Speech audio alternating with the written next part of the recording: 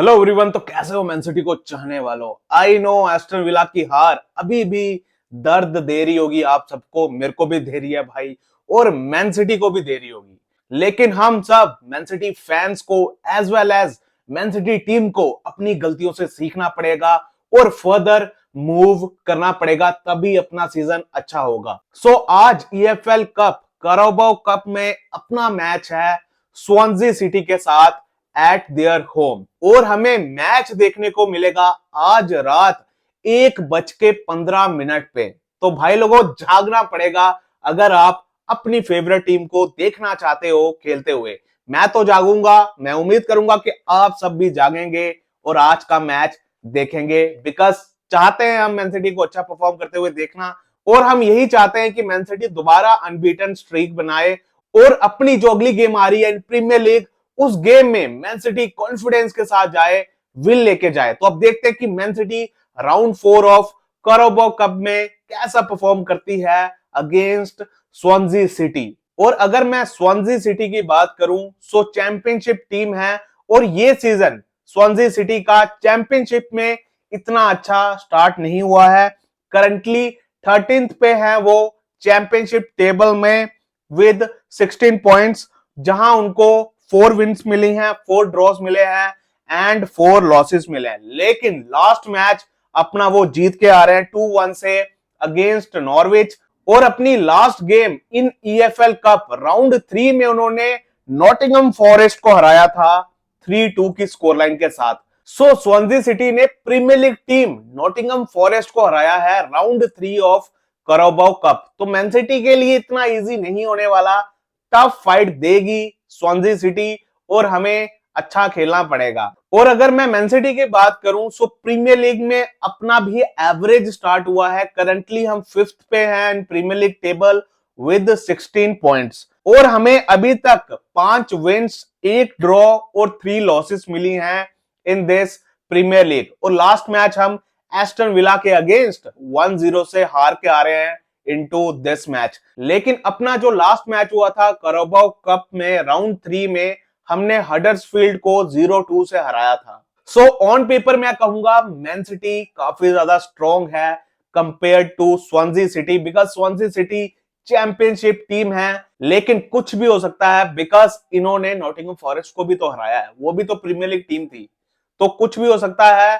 तो मेरे हिसाब से इतना इजी मैन सिटी के लिए नहीं होने वाला। अगर मैं मैन सिटी की इंजरीज की बात करूं, सो पेप ने कंफर्म किया है कि हुसनोव कुछ मिनट्स खेल सकता है अगेंस्ट स्वानजी सिटी, और पेप ने यह भी कंफर्म किया कि Rodri is not ready for this game, और रेडी भी होता तो मेरे हिसाब से हम रॉड्री को रेस्ट ही देते इन दिस गेम। मेरे हिसाब से हमें निको गुंजालिस को भी रेस्ट देनी चाहिए इन दिस गेम, बिकॉज अपने लिए जो प्रीमियर लीग गेम आ रही है संडे को, आई थिंक संडे को ही है, वो ज्यादा टफ होने वाली है और ज्यादा इंपॉर्टेंट रहने वाली है मैन सिटी के लिए। और अर्लिंग हालैंड, जिसको लास्ट गेम में नॉक हो गया था अगेंस्ट एस्टन विला, वो इंप्रूव कर रहा है, पेप ने कंफर्म किया।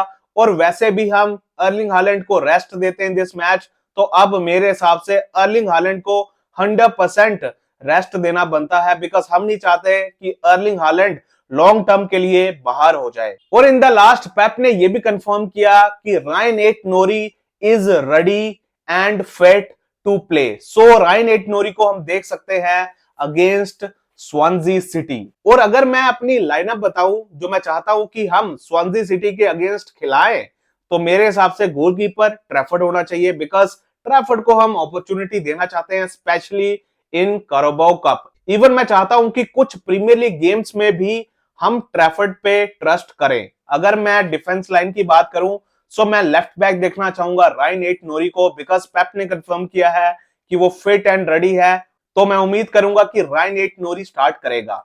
और सेंटर बैक्स की बात करूं, मैं देखना चाहूंगा आके एंड स्टोन्स को, एंड राइट बैक पोजीशन में मैं देखना चाहूंगा नूनेस को। Although Khusanov is ready to play few minutes, लेकिन मैं रश नहीं करूंगा हुसनोव पे, और हुसनोव को स्टार्ट करवाऊंगा इन प्रीमियर लीग गेम। और हम सेकंड हाफ में हुसनोव को ला सकते हैं। मेरे हिसाब से स्टार्ट करना हुसनोव को is not a good idea. और मिडफील्ड में मैं देखना चाहूंगा रिको लुइस, चर्की, एंड कोवाचिच को, और हम निको रैली को भी अपॉर्चुनिटी दे सकते हैं मिडफील्ड में, लेकिन मेरे हिसाब से हमें कोवाचिच को अपॉर्चुनिटी देनी चाहिए बिकॉज काफी लंबे टाइम से मैन सिटी के साथ ट्रेनिंग कर रहा है और ज्यादा मिनट्स उसने मैन सिटी के लिए नहीं खेले हैं। सो मैं होप करूंगा कि अपनी midfield Rico Lewis, Cherki and Kovacic की होगी, और मैं फिल फोर्डन को रेस्ट दूंगा बिकॉज फिल फोर्डन करंटली अपना बेस्ट प्लेयर है और मोस्ट इंपॉर्टेंट प्लेयर है फॉर मैनचेस्टर सिटी। इवन मैं निको गोंजालेस को भी रेस्ट दूंगा इन दिस गेम। लेकिन अगर हमें दिक्कत हो रही होगी इन मिडफील्ड तो हम सेकंड हाफ में अपने मेन प्लेयर्स ला सकते हैं। और अगर मैं अटैक की बात करूं, मैं लेफ्ट में देखना चाहूंगा सेवनियो को, राइट में देखना चाहूंगा ऑस्कर बॉब को, और स्ट्राइकर देखना चाहूंगा ओमार मार्मोश को। ओमार मार्मोश काफी लंबे टाइम बाद मेरे हिसाब से आज स्टार्ट करने वाला है मैन सिटी के लिए, और काफी ज्यादा उम्मीदें हैं हमें ओमार मार्मोश से बिकॉज अर्लिंग हालैंड के अलावा कोई भी मैन सिटी के लिए गोल नहीं कर रहा।